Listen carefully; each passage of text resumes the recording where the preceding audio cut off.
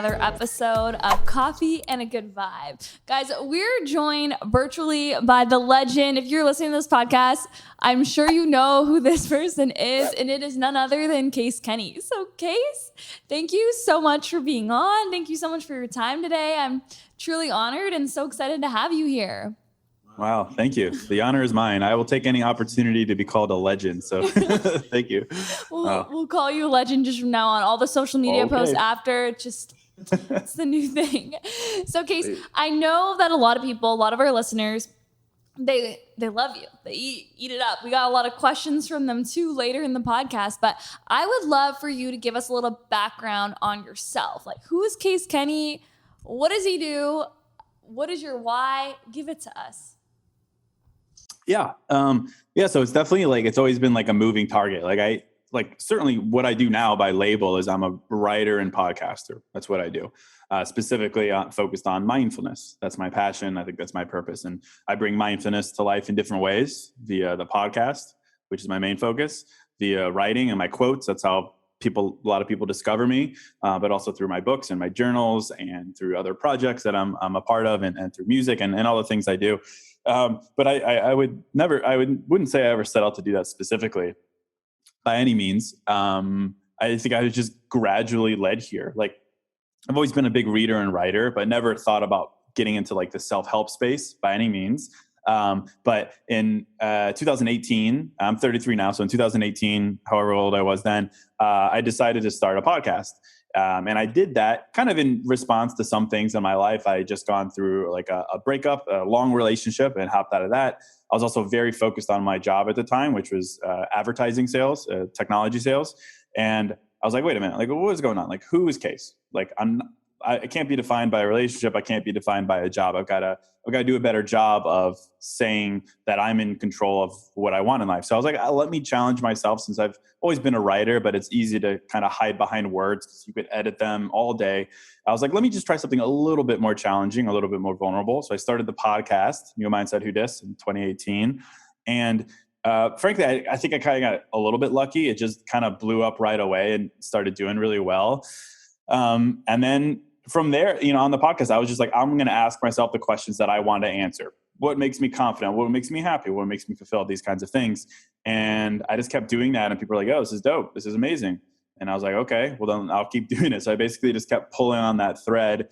Eventually ended up doing dating content as well. And trying to bring it to life online and social and all that kind of stuff. But that's the abbreviated story. And to answer your other question about why, it's I think my talent, it took me 33 years to figure out what I think my talent is in life. I think a lot of times we think talents are these overt skills, you're a great athlete, or you're great with numbers, or you have a musician's mind or whatever.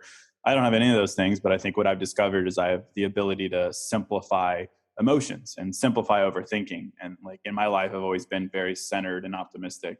And now I think I turn that around and I bring it to life on the podcast and in writing and all these different kinds of things. And my why is to continue to further that for myself and for anyone else who can benefit from it. That's so beautiful. I love that. That entire journey has planted you into, it seems like you're destined to do this, but that would you owe it to the breakup that kind of put you on this path of I'm going to start the podcast? Was there anyone, I know it was an early time too for podcasting. Was there anyone who you were looking up to, or you're I want to emulate kind of the work that they're doing with the vision I have for this podcast and this brand that ended up scaling so much? Honestly, not really. I try to actually stay away from I don't really listen to a lot of podcasts. I don't read a whole lot of self-help books either. And I do that because this sounds more noble than it actually is, but I don't want to emulate anyone. I want to create my own thing. I don't want to be just another person doing another thing. I want to be a person doing a thing, but doing it in my own way. So I really, I have of course people that I look up to, and James Clear, Ryan Holiday, great thinkers, of course, who bring their thoughts to life in different ways. I'm very inspired by them. But I'd say I'm still figuring out what my style is too. I'm very into mixing music and mindfulness together too. And there's really no one doing that. So I'm just evolving, always evolving, but I'm always inspired. Like I get inspired by my listeners, I would say, more than I do like thought leaders, because they're like the most real people are the ones who inspire the most. So yeah, you talk to me a year from now, I'll probably have a different answer. And I think that's the blessing of being able to figure it out. I think that's so beautiful and profound.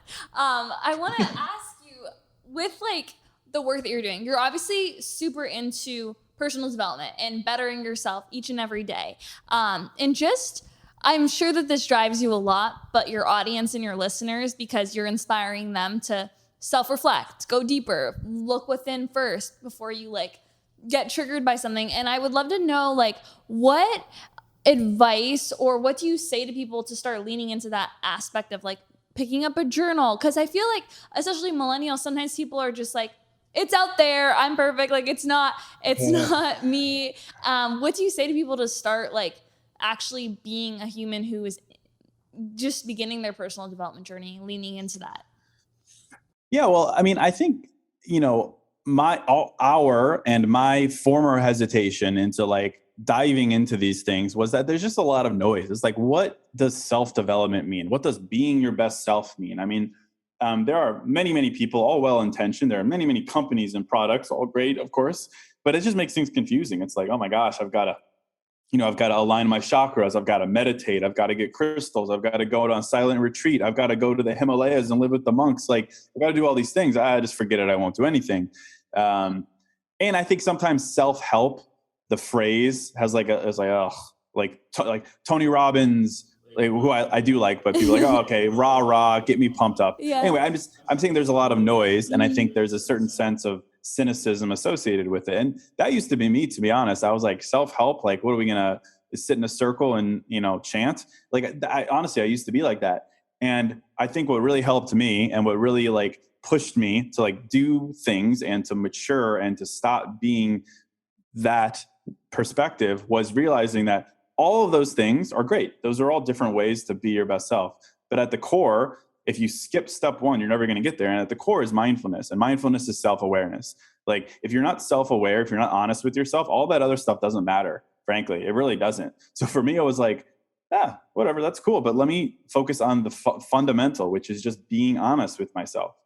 And not like a lot of people are like, yeah, no, of course I'm honest with myself. It's like, but really honest with yourself. It's easy to find a moment of clarity when you're walking down the street, but you forget it 30 minutes later. It's easy to have a resolve after your last breakup, but then you forget it when you're on date 2, a month later. It's like, these things need to be solidified. And I've just found a lot of peace and enthusiasm around the idea of just always being self-aware, always having a why, always knowing why I'm doing something. Is it my why or is it someone else's why? Is it my motivation or theirs? Is it my checklist or theirs? I've just found that just simplifies everything, and everything follows from that. So I think encouraging people to just focus on that. Just focus on that. Like, we don't need to, overcomplicate our lives. It's just focused on being self-aware. I love how you framed it too, because I always say that, like, there's people out there, love them, like the people who 4 a.m. morning routine and like, and I know, yes, like even in myself, like I'm kind of crazy. I like to wake up at 5:30 and like but I always say to my friends who like will call that out, I'm like, don't do it if it doesn't serve you. I'm an early person. Like, I like to go to bed early, wake up early, but that's what works for me. And like, it's all about like adopting the tools that serve you and growing from there. And with what you said, like, what would you just say, like, lowest barrier to entry, someone to get into personal development? What journal? Like, you can plug your journals. Like, what do you recommend usually?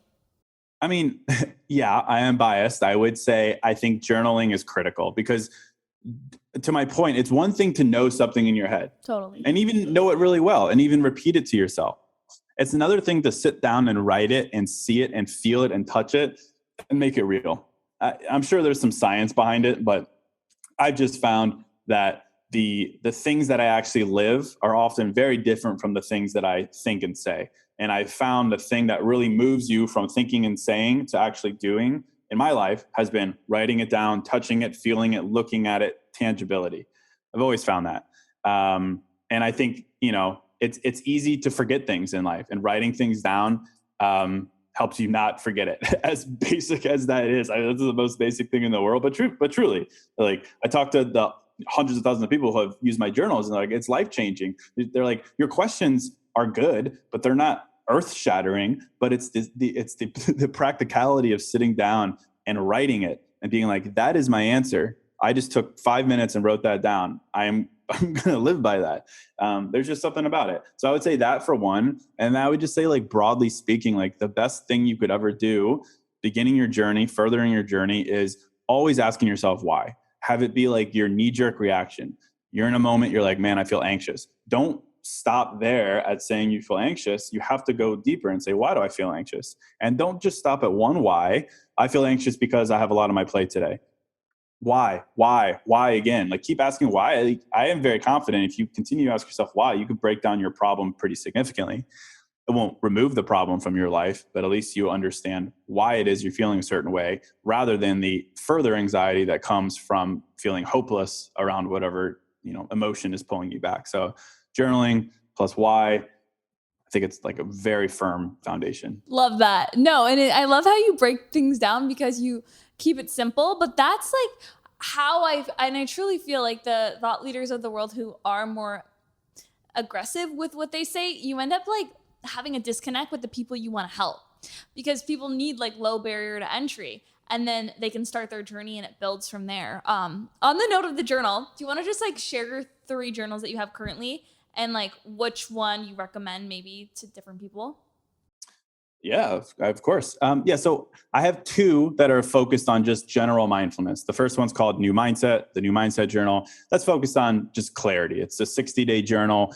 Give yourself some clarity in life. Don't live in the gray of life. The gray is where you're kind of ambiguous about why, what, where, to whom, and so on. The second one is called Unbothered, and that's focused on calming anxious thoughts, specifically on any anxiety you might have. Basically, it helps you ensure that wherever your mind is going, you are there with it, and you're controlling the perspective through which you're looking at things. The past, the present, the future, you're centered. And then I have a third one called Single is Your Superpower. That's focused specifically on dating, namely when you're single, what the mentality is that you should have. And then depending on when this comes out, I'm releasing 2 next week. Hey, can you plug the names or no? Stay tuned. Yeah, sure. Why not? I actually haven't even like spoken about these outside of my like inner circle, but it's actually a dual journal series called DTR. Define the relationship for yourself. And there's 2. The first one's called Closure. The second one's called Clarity. It's a journaling experience either designed to give you closure from a past relationship or clarity on how you're currently dating or a person that you're currently considering dating. They're quick 2-hour digital journaling experiences to help give you closure or clarity or both. And it's going to be cool. Oh, that's so incredible. This is exciting.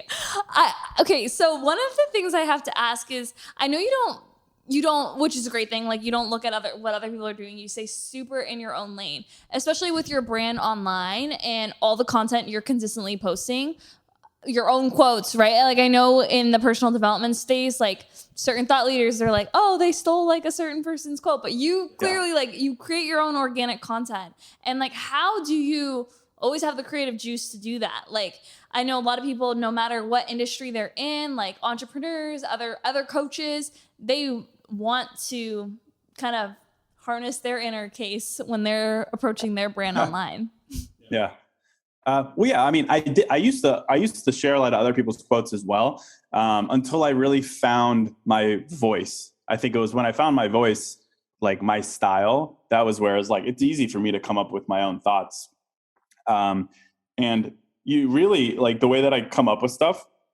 It's usually I'm like very inspired by other people. What I like to do is I like to find other people's thoughts, recordings, whatever, around certain topics. Like someone will be like, here's a list of things like you should forgive yourself for. I'm like, oh, I like that a lot. And then I'll sit down and be like, what are some things that I think people should forgive themselves for? And then I will. And then I come up with a carousel series of it's okay to forgive yourself for X, Y, Z.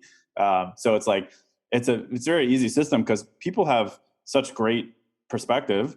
And I just like to see what the topic is. Give me a topic. Give me like a little bit of a framework, and I'll do it. Like I'm going to post a series later today or tomorrow because the other day I saw a tweet that was like, I'm really attracted to it was like forearms on a man or whatever. I was like, oh, interesting. Attraction. What is attractive? Let me do a series on it's attractive when, and then I'll be like, all right, well, what do I think is attractive? And then I'll come up with the concept. So like, I'm always inspired by other people and like the topics that they're addressing. And then I've just found on social media that there's a little bit of a formula to like keeping it short and sweet, doing carousels, doing series, doing not things like that. And I've learned, and yeah, it's just cool. And I mean, if you go back through my feed, you'll yeah. see it's changed over time. So like, I'm always kind of like adapting. And keeping your aesthetic, like it's always like the posts, the stickies with the handwritten writing. It's like you keep that aesthetic so people can then be like, oh, that's a case quote. I remember that. So when someone reshares it, I want to ask this question, but you seem just like your energy you give off, you're so unapologetically yourself, so authentic. And I know a lot of people, especially when they're posting online, I truly think like if you're speaking from the heart, and even if your thoughts are polarizing and you share it, it shows over with how you can really build such a cult community following. And I know people are more, I always say like it's vanilla versus like chocolate in their marketing strategy, and you're very like just you. So what advice would you give to someone who is trying to be more authentic, be more raw, be more real, and not hold back from a social media building a brand perspective?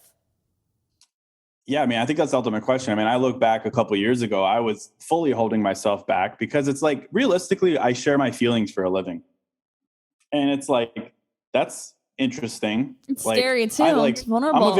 I'm an average dude in the sense that I'm just a guy. I'm like a dude. I like house music, lifting weights, protein shakes, Chipotle. Like, I'm not this like overly ethereal, enlightened, spiritual guy. Yeah. I'm really not. So for me to like be like, I'm going to talk about sensitive topics like love, compassion online, it's like I clowned on myself because I would clown on that guy. So it took me a while to like not do that. And specifically, of course, to not worry about what my friends or people or former coworkers would think about me. And that was the toughest thing. I know it's easy for people sometimes to be like, oh, you shouldn't care what people think, but it really is a very mitigating factor. It really does pull you back. So, I mean, the cliche advice is true. Like, to truly be successful in whatever content you're creating, you have to push yourself to not care what people are going to think. And not in the sense that you're like being controversial, but just in the sense that you're sharing sensitive things and you're putting your name on the line with them. And for me, that was a struggle for a while. But ever since I was like, forget it. I will be the quote guy. I will be the self-love guy. I don't care because I do care. I care so much about the topic, and this is my calling. I'm not going to sit here and hold myself back because someone might make fun of me behind my back. Like, that's the lamest thing I could ever think of. So I kind of like amped myself up and like got a little fiery about it. I'm like, are you kidding me? I'm going to hold myself back because some loser wants to talk shit about me. Like, no, heck no. I'm going to do what I love. I'm going to help other people. So the cliche is true. Like, you've got to push yourself where you're not so much caring about the feedback. And again, I live in La La Land where everyone is so kind to me. I rarely get criticism. Frankly, it's weird. I'm like, where's the criticism? Like, someone please criticize me. So, I mean, I do, but it's just everyone's so nice to me. I truly believe, though, you attract, like, what you put out, you attract it back. So you're putting out content that's truly helping people, inspiring, and it's coming from such an authentic, vulnerable, real place that, like, if anyone hates on that, that's, like, clearly their own issues that they got nothing else to do. But Exactly. Would you say that, like, it was, I think action is, like, the biggest thing, but it almost seemed like the way you said it, that it was just, like, a decision and you stuck to it and it stayed. But do you even think that over time it just grows? Like, as you just say it's being more vulnerable and sharing from the heart, and then you just keep doing it, it gets easier? Because I kind of feel like that with my own journey. I'm like, the more I like lean a little bit into discomfort, sharing more vulnerable things, and you get that positive reinforcement back, it kind of like, okay, I can do it again. I can go deeper the next time. 1 billion% it gets easier. I mean, I remember even like a year ago being like self-conscious, walking around downtown Chicago, posting quotes because it's a busy city and everyone's walking behind you and they're reading it and they're looking at you and they're like, "Oh, love yourself." Like, "Oh, cool, dude." I would like walk around and like wait until no one was around and then like take it. It was because I was self-conscious about it, to the same thing now. And now it's like, I just like swag down Whacker Drive and I'm like, bam. And, and it gets easier. I mean, it's like anything. It's like any practice. The same with like interviews. I used to be horrible at interviews, but I've done hundreds of them now, and you get so much better at it. So it's, creativity is a muscle. I would say vulnerability is a muscle as well. Like the more you practice it, the easier it is to get into that state of mind. I love that. Yeah, you're in flow. Like you can do this in your sleep. 100%. Just rolling. Oh yeah. I gotta ask you questions that you probably get asked all the time, but I had quite the response from a lot of amazing people, and I honestly think they're good questions, and I'd love to get you to riff off of different things that people want to know. So I guess I'll start off with single is your superpower. I truly believe that. Like, I'm biased, but like I also just think like for me being single, it's been like the most self-serving time in my life. Like my relationship with myself has grown so much. I've just done so like I feel like it's such an amazing time and season. But what would you say advice, maybe like any best piece of advice you would say to someone who to embrace the season of their life even more and lean into it? Because I meet a lot of people who are just like looking for the next person. They just can't be alone. I think it's yeah. Well, I mean, I think there's so many things to be talked about when you're talking about, being single and needing someone else to validate you. Talk about attachment styles. Why can't you be comfortable single? All those kinds of things. And I talk about those all the time. But I think honestly, the most simple thing that ever helped me, and again, that's what I do. I just try to simplify my mind, is I think about life, and I think about life on like a flat line, and anything to the right is the future and you're somewhere here. I think about fast forwarding 20 years from now, call it however you are, 20 years from now, looking back, you ask yourself 20 years from now, what did I regret about my life? You might have quite the list. Oh man, I regret not going for that job. I regret not, doing this. I regret holding myself back. I regret this decision, that decision.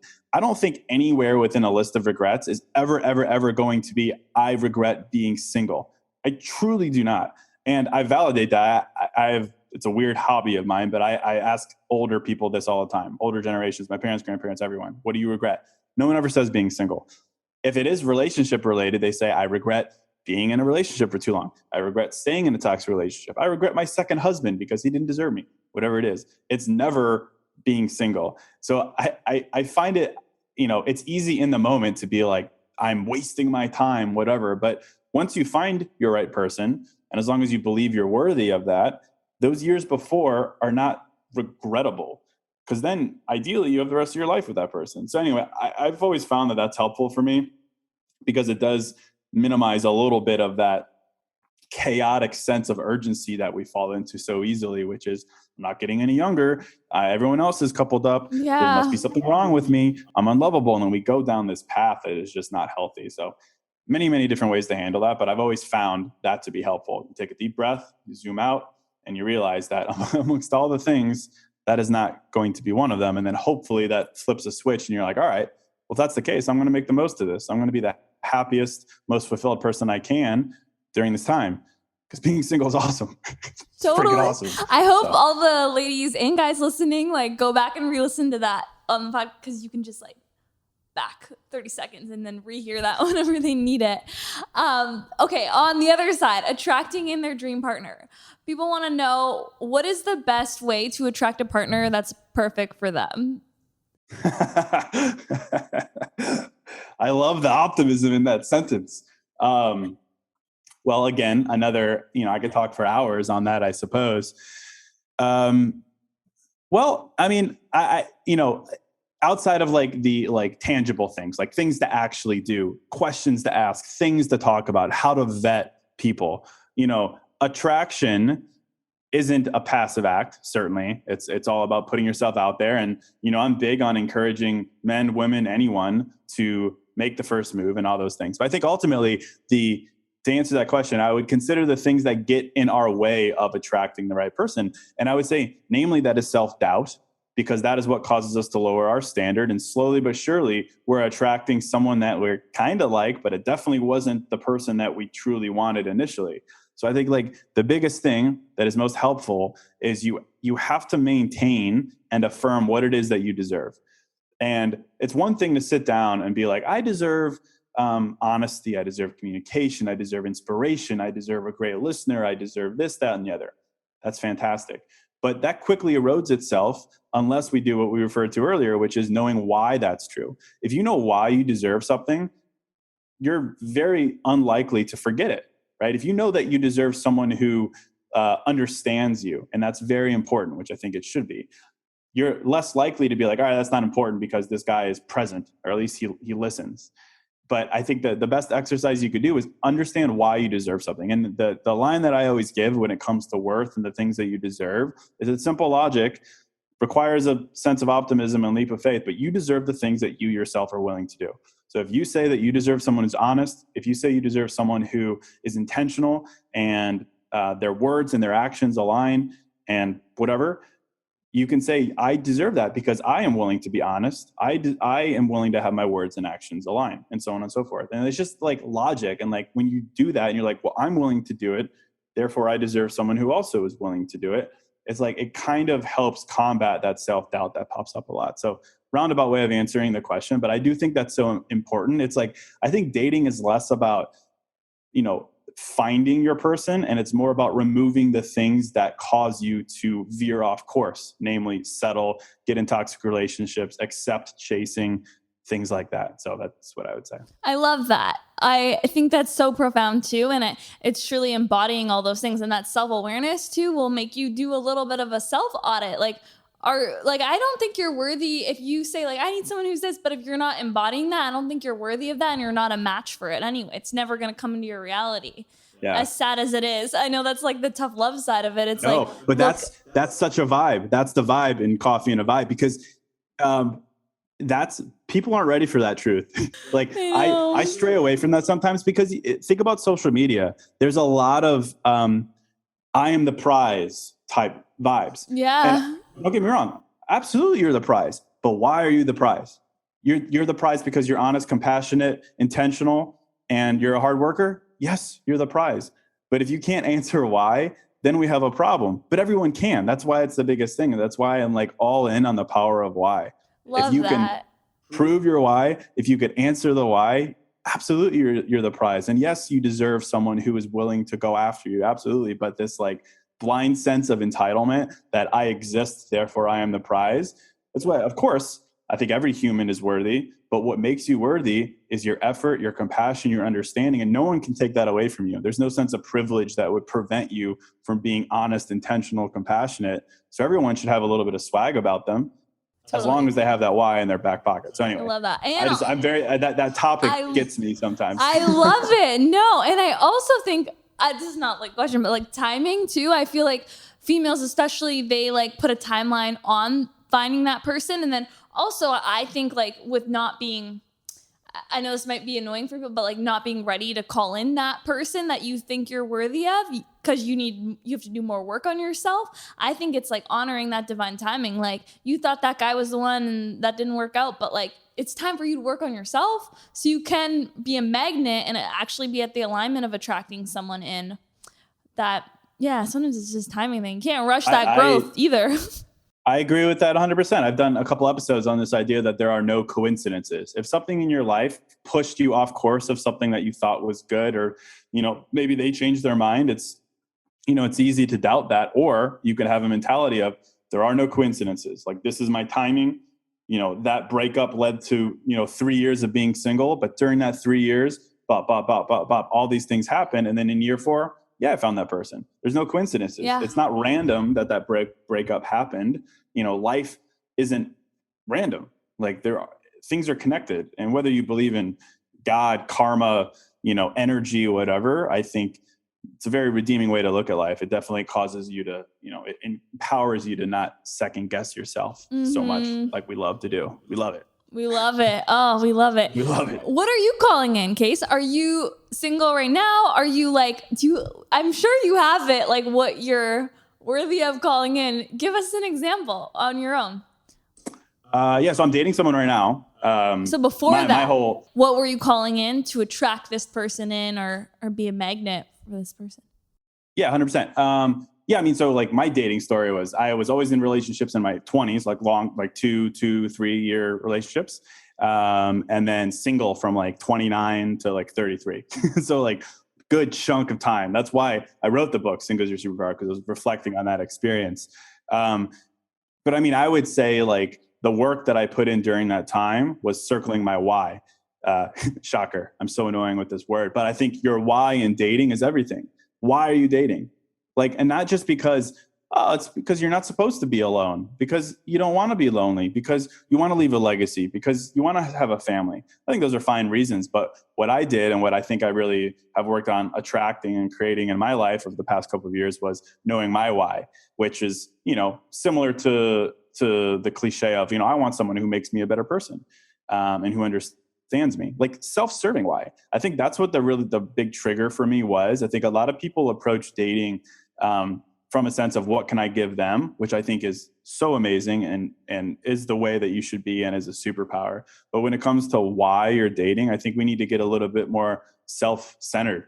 Like, because ultimately, if you're not thinking about yourself in a relationship, that's how you go down that road. So I'd say the past couple of years, and the person that I'm dating now, like she delivered on that and delivers on Wow. that. And like, that was what I spent a while unearthing that.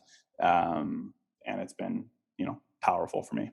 I love that so much too. The why. Honestly, like I Yeah. like it's so important, and I think it's so important to ask it multiple times too. Do you think it can switch, like change over the years? 100%. Absolutely. That's why it's like, it's funny. It's like, there's those commercials that like, there's like insurance commercials that you become your parents. Like, like you can make fun of your parents all you want, but ultimately you become your parents. And I always used to clown on my mom she's always like, oh, you're so young. Like you're 25, you're 28, you're so young. Like, why are you worrying about these things? And I would be like, Mom, I'm not that young. Like, but I have come to realize that dating, for instance, when you're 22 is so different than dating when you're 26. It's so different than dating when you're 30. And it's so different, I would imagine, from 35 and 40 and so on. Yeah. Like, we stress ourselves out way too much early on in our lives. And I do get men and women, society pressure, biological pressure. I do get that that's different, but like I get DMs all the time from like younger women, and they're like 23, and they're like, oh my gosh, I feel like I'm so lost, and I'll Yeah. never. I'm like, you're 23. Like I can't believe I'm even saying that, because it's an absurd thing for me to say, because I used to clown on that so much. But like, you find clarity in your life, and it takes life to provide it for you. So we put way too much pressure on ourselves, to your point about these timelines. And even if you're 30, like my expectation for myself when I was 30 is way different than what it is now when I'm 33. And that's such a gift. And so I think it's essential that we change our answers. Love it. Love that so much. It's everything you're saying. You're dropping the insight. People need to hear this all the time. Getting into more like, I guess, the questions that are not as like, it's not as like more inspirational, because the answers might just be different. But how can a girl slide into a guy's DMs and like in a way that they're not gonna be too forward? Like is it attractive, first of all, if the girl makes the first move, in your opinion? And I'm sure you've gotten a lot of girls who've slid in your DMs, especially with the work you're doing. Like, was there any successes before this girlfriend? Yes, there has been. But yeah, I mean, I'd say the easy answer from my perspective, but from my perspective, is that yes, coming on strong, I think, is a great thing. Shooting your shot is a great thing. I still to this day do not understand the mentality that that's not okay for a woman to do. Like, I think about my life, again, try to think of myself as an average guy. I think about my friends, the men, the guys that I associate with. None of them would be like, ew, she asked me out. None of them would do that ever, ever, ever. And I think there's a right way that a woman who wants to be traditional, sure, if a woman wants to be traditional and to be courted in 2022, whatever that looks like, you could still do that, but still be the initiator. Like you could absolutely DM a guy and be like, hey, compliment. We should go out sometime. And then boom, it's in his court and he takes it from there. And then the tradition goes on. But yeah, I am fully on board the train of encouraging everyone, women especially, to make the first move, to shoot their shot. As far as what to say, I mean, I've always said that men do not get nearly as many compliments as women do. Women get tons of compliments from men, but also other women, because they're beautiful, talented creatures. It's just the way it is. Men don't give other men very many compliments, and women, it doesn't seem, I'll give men that many compliments to their face. So long-winded way of saying, if you compliment a man, he remembers it, and it is a highlight. Like, the joke is that, like, you know, you compliment a guy on his shirt, he wears it for the rest of his life, and it is kind of true. So I would just say a compliment goes a long way. I love that. Like, I get that question all the time. What should I say to a guy? I'm like, literally tell him you like his shirt. Tell him he has whatever. Like, it doesn't have to be poetry, because the sheer presence of a compliment is different, likely, from what he's used to, broadly speaking. I love that. And they can do that in person. Doesn't have to be in the DMs. Be in person. Be anywhere. Yeah. Anywhere. Going more into it, I guess one of the questions, and I know the person who asked this, but in the early stages of dating, we're always scared to express our needs for more communication plans, and we fear that it'll scare someone because then they come across like with this like needy energy. But what's an effective way to do so? And is there a waiting period you should have before expressing those needs? So I guess she goes out with a guy. Maybe she hears back, or maybe she doesn't. Or it could be like the second date, she just doesn't hear back, and then she wants to make a plan with them. I think because like I get this feedback a lot with like girls in LA and New York. The guys here are like, not that they're not interested. Maybe they're interested in like 3 girls at once, and they're just like, they're busy. Like, that's how I feel. I feel like having so many guy friends, I feel like I hear it's not like they're not into like girl 2. They've just like are busy, so they'll like circle back in a little bit longer. But I guess just like the girl's perspective here, like, what should she do? She should be on it. Like, when are we gonna hang out again? Yeah. So it's tough. Yeah, I mean, I can't imagine dating in LA, but I don't know. It's probably similar to Chicago, I guess. But everyone's so nice. But anyway, I think, yeah. So I mean, I think a couple different things. One, I think a question of why is always appropriate. Like, why are you eager to follow up? Why are you worried about this? Is there an attachment style issue that you need straight validation? So like, let's check ourselves first, for sure, of course. And then 2, I sort it into 2 things. One is self-check, then is them check. Self-check 1 is identify yourself. Why are you feeling this way? Are you acting out of something from a previous relationship, an attachment style thing, whatever it may be? 2 is let's apply a little empathy to this person. Let's say you did go on a great date, and then you haven't heard from him in 4 days. And you're like, well, first of all, this doesn't follow the timeline I had in my head. He's supposed to text me the next day and say it was amazing and set it up again. Like, oh my God, he's off script. What is he doing? I do think empathy goes a long way in understanding that if someone doesn't follow up on a date, for instance, very specific example, you could go to one of 2 places. You can go to the place of, well, he wasn't serious. We didn't have a good time. He doesn't want to meet again. I screwed it up. Or you can go to a place of, he's busy, whatever. But I think the empathetic place is to understand that sometimes a guy isn't texting because he doesn't want to seem overeager, in the same way that a woman doesn't want to seem overeager. And I talk a lot about this, and I think about my own experience, and in all different areas of life. If a guy like doesn't follow up off a date, for instance, why might that be the case? Well, maybe he went on a date a year ago and he followed up the next morning with the girl and was like, it was so amazing. I'd love to meet up with you again. And she responded, no, dude, that was horrible. I never want to see you again. And it busted him. It broke him. He was so embarrassed. Think about what that experience does to him. Or like, I talked to some listeners and they're like, this guy is so boring in bed, whatever. And it's like, okay, well, maybe he tried something that he really liked with a former person and she shamed him. And now he's nervous to do it again. Like, we don't give men a lot of empathy when it comes to dating. And I don't know, it's not always deserved, because men are definitely the culprits of insert any dating issue here. But I do think empathy is deserved, but also it calms you. Just be like, okay, hey, he's busy. Maybe he doesn't want to seem overeager. I'm going to wait a day until I even think about this. Not to mention, I'm too busy to be worrying about this. I've got shit to do. I've got a life to live. I'm not going to, give time and energy over to this thought. So I'd say like, that's an important first step because it offers you a little bit of peace and it calms you down. From there though, I mean, I think, the whole topic of voicing what you need and all those kinds of things, I talk about it a lot. The easy 30-second answer, so I don't ramble on it, is you state what you want. You ensure it's coming from a place of logic and it's rational and it's totally fine. It's you just literally saying, hey, here's what I prefer. If they respond with that's too much, well, then you just dodged a bullet. Why would you have to convince someone to respect your needs? It's awkward. It's painful. It's rejection, whatever. But at least now you know, and you're not living in the gray. So I don't really see a downside of it. Of course, it's the toughest thing in the world to do that because no one wants to be rejected. No one wants to be judged. But ultimately, you think about what serves you and what doesn't. It doesn't serve you to keep that bottled up and hope that one day they ask you. That just doesn't seem like a very active way of living your life. So I could talk forever about these things, but I'll stop. I love that. No, they can go check out all the solo pods too and get more on like specific topics. But with that, is there a time where like they should express those thoughts? Like, is it bad to do it in the beginning?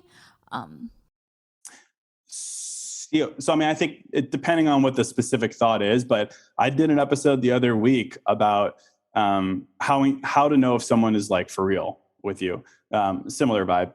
And basically my contention was on date 1 or 2 or maybe 3, just depending on kind of what you were doing on those dates, you have to ask the following 2 questions. The first question is, what do you want? And whatever. And the second question is a follow-up to that, because when someone says, what do you want? Usually, you could get 1 of 2 answers. You can 1 of 3 answers. First answer could be, hey, I'm looking for something serious. I'm looking to settle down. The second answer could be, I'm just looking to screw around. I'm not really, I'm loving my single life. The third answer is somewhere in between, which is like, hey, I'm just kind of seeing where things go. If I find someone, that's great. It's like the wishy-washy answer that's impossible to dissect. So I think it's essential that you ask, what are you looking for? And casually, like, hey, oh my gosh, like cheers. Like, so what are you looking for? Like, what's going on? It's literally that. I always ask that question on first date.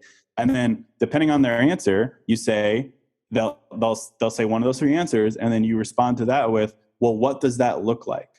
And I found that that's a very specific wording that is really helpful, because if someone can't answer that, or if they panic and they're like, oh, I don't know, well, then they haven't thought about why they're dating. And as tough as it might be a pill to swallow, someone who doesn't know why they're dating, it's likely going to lead to some problems. Sure, someone can find their why because of you. I believe that. But ultimately, if you're dating someone, you're going on dates with someone who doesn't know why they're dating in the first place, who doesn't know what a healthy relationship looks like to them, you're going down a path where it's going to lead to chasing or one-sidedness or situationship or whatever you want to call it. So I do think asking that question is so important. And anytime I say that, people are like, well, I'm worried about seeming crazy, asking that too much. But it's all about delivery. Like, I'm telling you, when I used to go on first dates, I would always ask that. And it's super light. It's like, we're both here. We both met up. So why wouldn't we ask what our intentions are? It's like, you wouldn't go to a business meeting and be like, so we're just going to dance around what we're both doing here. Like, are we going to make a deal or not? It's like, yeah, I think there's a right way to do it. And it's casual, but I think it's important to ask the follow-up question. Yeah. And I think the one thing that I'm taking away too, it's like your energy and your vibe of the way you're saying it, and like your words like carry a certain vibration. And I think that's what I think a lot of listeners should take away too, is like how you're saying it. It's very casual. It doesn't come across like, I don't know, like maybe they should rehearse it, because it sounds so nice and organic and like harmless, versus like, I feel like when some ladies think about asking this, maybe it's like the energy that they're saying it in, it carries that to someone and it rubs them the wrong way, or rubs it a little bit aggressive.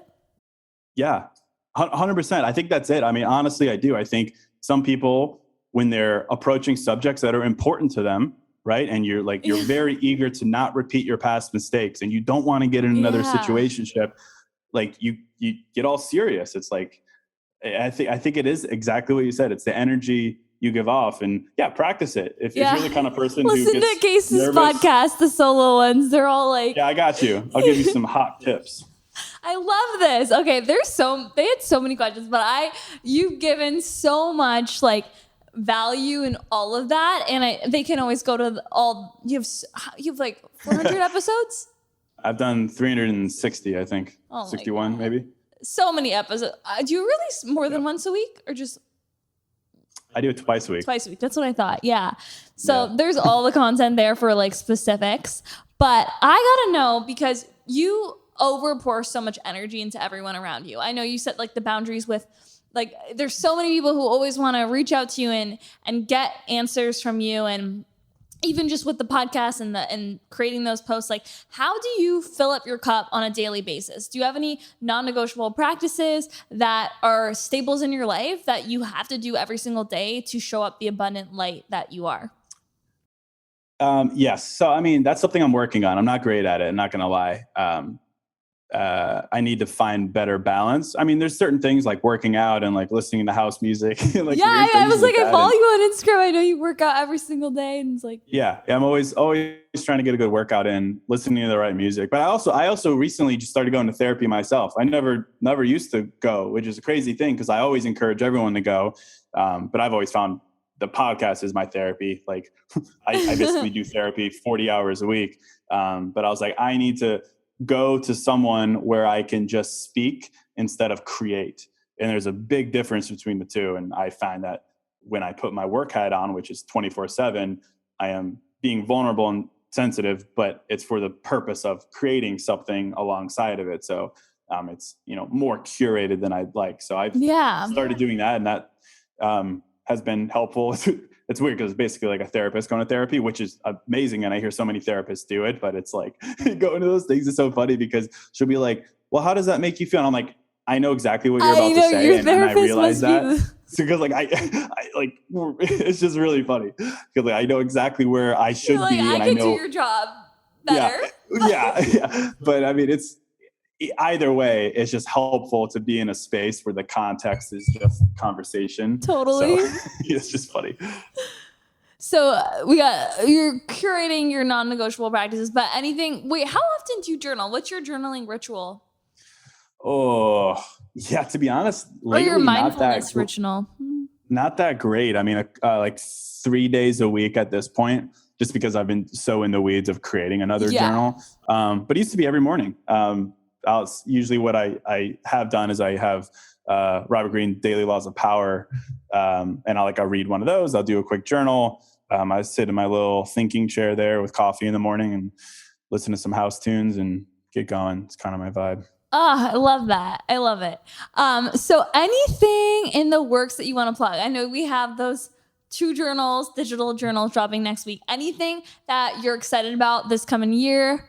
Speak out what you are calling in this year. I think those 2 journals, Closure and Clarity, are going to be really fun.